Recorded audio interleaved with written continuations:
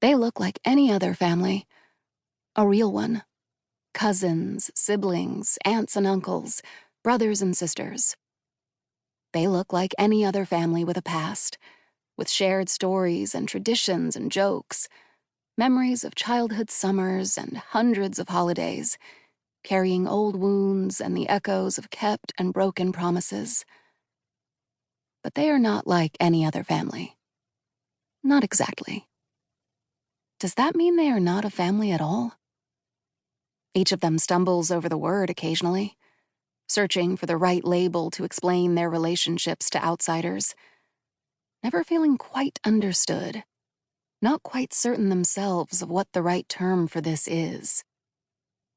Still, that name, family, is as close as they have found. They are a family, formed by 3 sets of parents who adopted from the same group of biological siblings. Once upon a time, there were 3 children.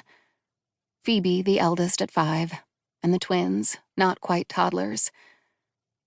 When their grandmother, who had been raising them, died, there was no one else to turn to. Their mother, Brianna, had been so young when she had them, was more like a sibling to them than a parent, and was no more prepared to care for them than she had been when they were born. As the social workers began casting about for options, fostering, adoption, little Phoebe took her own destiny in hand and asked to live with Ginger. This was a surprise to everyone, most of all Ginger herself, whose only connection to Phoebe was her volunteer work in Phoebe's kindergarten class as a reading tutor. But she had fallen for Phoebe in the same way the child had fallen for her, and she was happy to open her home.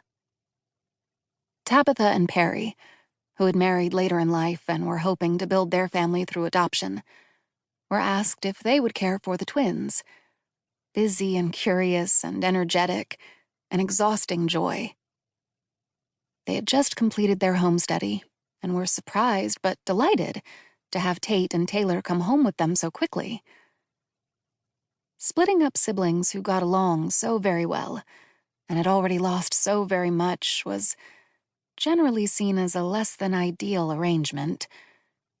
But when Tabitha suggested a new way of thinking of it, the children living in different houses but still raised as siblings, the social worker and the judge, and most important, Brianna, embraced the plan. And so they became one family and many families at the same time. Tabitha had always loved the idea of this magical new thing they were making. It was what she had been dreaming of her entire lonely childhood and beyond, being part of a big, happy family.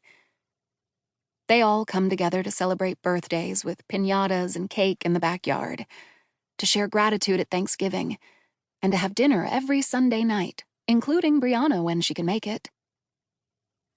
Ginger, who came from a complicated family and escaped it as soon as humanly possible, likes this familial closeness rather less, even though she believes firmly, agrees entirely, that keeping the siblings as close as possible is the right thing for the children. She had never thought she would be a mother at all, and it couldn't have happened any other way. Sometimes, Ginger considers the millions of decisions that led her to exactly that place so she could catch Phoebe as she fell from the sky, and marvels at the happenstance that brought her this child. It is only that after spending her entire adulthood building a life of happy solitude, in addition to motherhood, she has inherited a complete set of quasi-relatives. Sometimes Ginger feels as if she spends all her time going back and forth to Tabitha and Perry's house. Everything happens there, of course. When the parents were first working out the boundaries and rules of this tiny nation they were forging, they had committed to weekly family dinners and holidays together as their baseline. Now it seems to have grown far beyond that, especially since Violet arrived.